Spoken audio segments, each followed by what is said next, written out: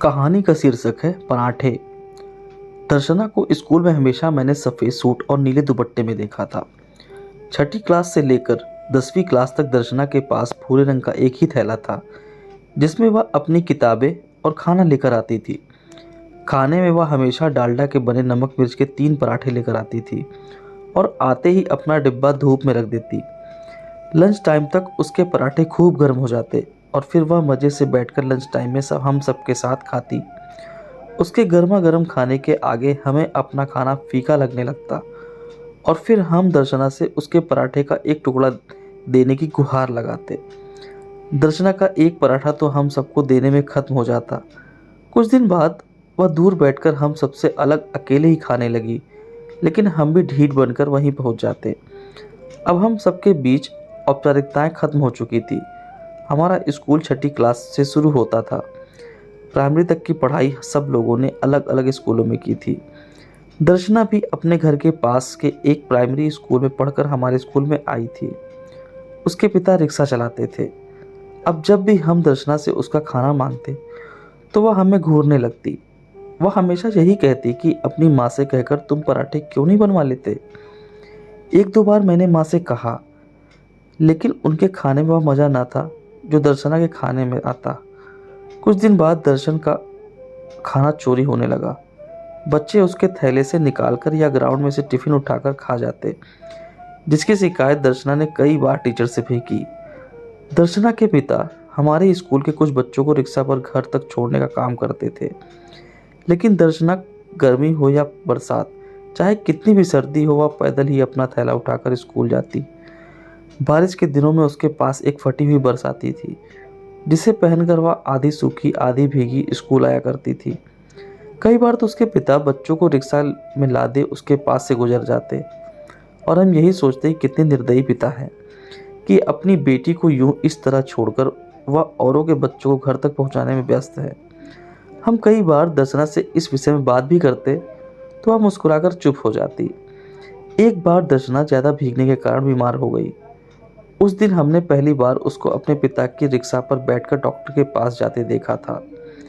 दर्शना पढ़ाई में बहुत होशियार थी, लेकिन एग्ज़ाम के समय सब बच्चे अपने आगे या पीछे वाले से कुछ न कुछ पूछने में लगे रहते। दर्शना न तो किसी से कुछ पूछती थी और ना ही किसी को कुछ बताती थी। जब परिणाम आता तो वह अच्छे अंकों से उत्तीर्ण होती थी। यह देखकर हमें और क्रोध आता कि वह अपना पर्चा नकल के लिए क्यों नहीं देखने देती। 10वीं की परीक्षा उत्तीर्ण करने के बाद सब लोग अलग अलग कॉलेजों में चले गए। उस समय स्कूल 10वीं या 12वीं कक्षा तक की होते थे। दर्शना अब एक याद बनकर रह गई, लेकिन जैसे जैसे हम बड़े होते गए हमें उसकी मजबूरियां समझ में आने लगी। दर्शना के अलावा उसके 5 बहन भाई और थे, जिनके पालन पोषण की जिम्मेदारी पिता पर थी। बहन भाइयों में सबसे बड़ी दर्शना हमारे साथ लड़कियों के स्कूल में पढ़ती थी। उसके 2 भाई पास वाले लड़कों के स्कूल में थे। 2 भाई और एक छोटी बहन घर पर ही रहते थे। कई बार शाम को जब हम बाजार जाते तो उसका भाई रिक्शा चलाते हुए मिल जाता। हालांकि उसके पैर भी पैंडल तक ना पहुंच पाते, वह कभी एक ओर झुक जाता तो कभी दूसरी ओर। अगले दिन सभी लड़कियां दर्शना के सामने उसके भाई की खिल्ली उड़ाती। अरे, दर्शना का भाई अपने पिता के बिजनेस में हाथ बटाता है। कोई लड़की कहती, हाँ सही कह रही हो, वह अपने पिता के प्रोफेशन में ही कैरियर बना रहा है। कहकर सभी लड़कियां हंसने लगती और दर्शना मुस्कुराकर रह जाती। लेकिन जैसे जैसे हम बड़े हुए तो पता चला उसके पिता को अस्थमा की बीमारी थी और वह केवल दिन में ही कुछ समय के लिए बच्चों को ढोने का काम कर पाते थे। लेकिन घर के गुजर बसर के लिए इतना काफ़ी नहीं था, इसलिए शाम को बेटे को रिक्शा चलानी पड़ती। कहते हैं गरीबी में बच्चे जल्दी बड़े हो जाते हैं। घर में रात को ज़्यादा पानी डालकर दाल बनाई जाती और उसकी उबली दाल से पूरा परिवार खाना खाता था। दिन में बच्चों को ऐसी ही नमक मिर्च वाली सूखी रोटी बनाकर दे दी जाती। केवल दर्शना को ही एक तरफ से डांडा लगाकर पराठा सेक कर दिया जाता था। कभी कभी उसकी याद आती तो दिल भर आता, न जाने कैसी होगी, किस हाल में होगी आज दर्शना। कभी कभी मन में यह प्रश्न उठने लगता तो दूसरी ओर यही लगता कि उसका भी किसी रिक्शा वाले से विवाह हो गया होगा और अपनी माँ की तरह उसके भी 4-5 बच्चे होंगे और अभावग्रस्त जिंदगी जी रही होगी। एक बार विवाह के बाद जब मैं अपने पति और बच्चों के साथ मायके गई तो माँ के बीमार होने के कारण हमने बाहर का खाना खाने का प्रोग्राम बनाया। आज मेरा मन अपना पुराना स्कूल देखने का भी था, जहाँ दर्शना के साथ मैंने 5 साल गुजारे थे। मैंने अपने पति से स्कूल देखने की इच्छा जताई और वही स्कूल के पास ही किसी रेस्टोरेंट में खाना खाने का कार्यक्रम हम लोगों ने बनाया। जैसे ही हम स्कूल के पास पहुँचे तो उसके सामने एक रेस्टोरेंट दिखाई दिया जिसके ऊपर लिखा था दर्शना के पराठे। मेरे कदम अनायास उस ओर बढ़ गए। मन में एक उत्सुकता भी थी, कहीं यह वही दर्शना तो नहीं।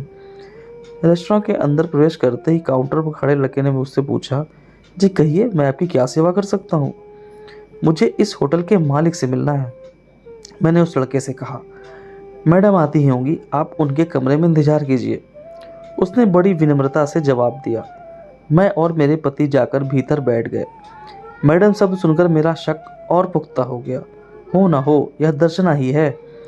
कुछ समय बाद सफ़ेद सूट और नीले दुपट्टे में एक महिला ने कमरे के भीतर प्रवेश किया। मैंने जब गौर से देखा तो चेहरा जाना पहचाना लगा। यह दर्शना ही थी। उम्र की परछाइयाँ चेहरे पर आ चुकी थी। बचपन का वह मासूम चेहरा अब परिपक्व हो चुका था, लेकिन वह बेहद खूबसूरत नजर आ रही थी। गरीबी में अभावग्रस्त जीवन के कारण उसके चेहरे की जो रौनक बचपन में चली गई थी, वह रौनक अब उसके चेहरे पर झलक रही थी। कटे हुए बाल, चमकती आंखें, सफ़ेद सिल्क का सूट और उस पर नीली किनारी का दुपट्टा उस पर बहुत जच रहा था। आज भी दर्शना को सफ़ेद और नीला रंग के पहनना पसंद था। हाँ, कपड़े का मटेरियल कुछ महंगा हो चला था। खदर की जगह सिल्क ने ले ली थी और मलमल के दुपट्टे की जगह भारी किनारी वाला नीला दुपट्टा उस पर खूब जच रहा था।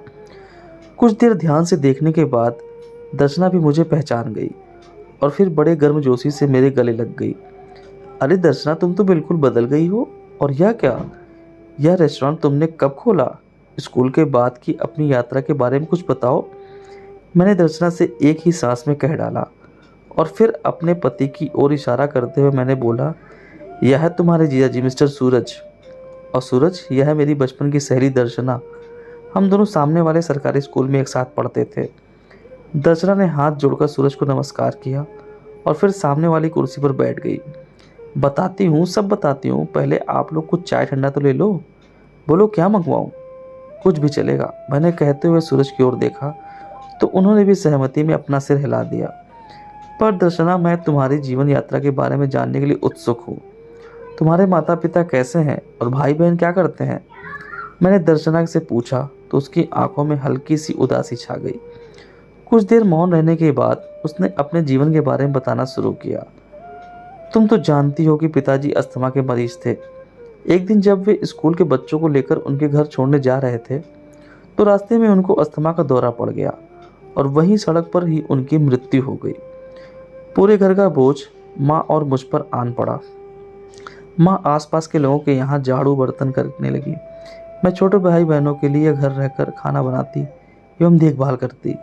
मुझे स्कूल का समय बहुत याद आता था जब तुम लोग अपना खाना छोड़कर मेरे पराठे खा जाते थे।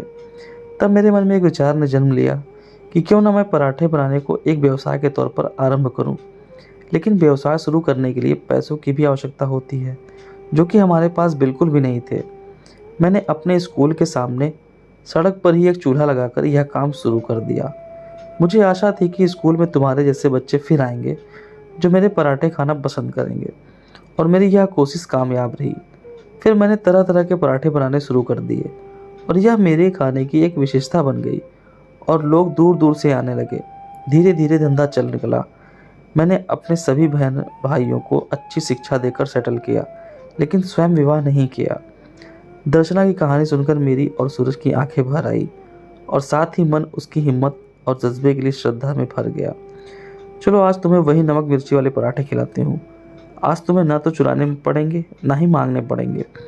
तुम और तुम्हारे पति जी भर कर खाना। अचानक दर्शना की आवाज़ से मेरी तंद्रा भंग हुई। फिर वह सूरज से चुगलबाजी करने लगी। आपको पता है जीजू, स्कूल में क्या होता था? उसकी आवाज़ दूर कहीं गुम होती जा रही थी और मैं मुस्कुराते हुए केवल उसे देख रही थी। दोस्तों, उम्मीद करता हूँ भावुक कहानी आपको पसंद आई होगी। अगर पसंद है वीडियो को लाइक करें, शेयर करें और चैनल पर नए हो तो चैनल सब्सक्राइब करना ना भूलें। धन्यवाद।